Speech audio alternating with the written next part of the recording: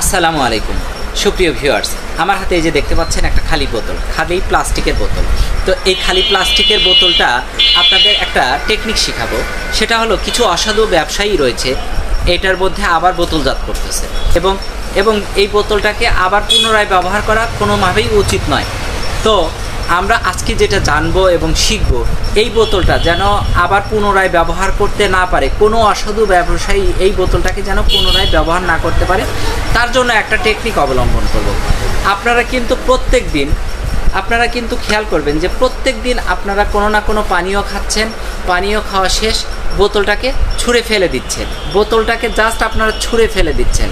তো বোতলটাকে যখন আপনি ছুঁড়ে ফেলে দিচ্ছেন তখন কিন্তু এই বোতলটা কোনো টোকাই বা কোনো পথচারী বা কোনো পথের লোক যারা বোতল টোকায় তারা কিন্তু এই বোতলটাকে নিয়ে আবার কোনো মহাজনের ঘরে বিক্রি করছে, আর সেই মহাজনের কাছ থেকে আবার বোতলটাকে কিনে পুনরায় বোতলজাত করা পানীয়টা আবার আমাদের কারো না কারো মাঝে ফিরে আসতেছে। তো আমরা সেইটা থেকে যদি আমরা একটু সতর্ক হই, আমরা নিজেরা যদি একটু সতর্ক হই, তাহলে কিন্তু কোনো অসাধু ব্যবসায়ী এই পানীয়টা আমাদেরকে পুনরায় আবার খাওয়াতে পারবে না। তো কিভাবে সেটা করতে হবে আমি আপনাদের শিখিয়ে দিচ্ছি। দেখুন, আপনারা যখন পানিটা পান করেন তখন কিন্তু এই মুখাটা আবার লাগিয়ে রাস্তায় ফেলে দেন। তো রাস্তায় না ফেলে দিবেন, ঠিক আছে, কিন্তু কিভাবে ফেলে দিবেন? এই যে মুখাটা দেখতে পাচ্ছেন, এটা চ্যাপটা করবেন। এই যে চ্যাপটা করে দিয়েছেন বোতলের মুখের মধ্যে, এরকম চ্যাপটা করে বোতলের মুখের মধ্যে জাস্ট এই মুখাটা, এই যে মুখাটা চ্যাপটা করে ঠাসি দিয়ে ঢুকিয়ে দিবেন। এই যে ঢুকে গেল, এই যে দেখতে পাচ্ছেন, এই যে বন্ধুরা ঢুকে গেছে।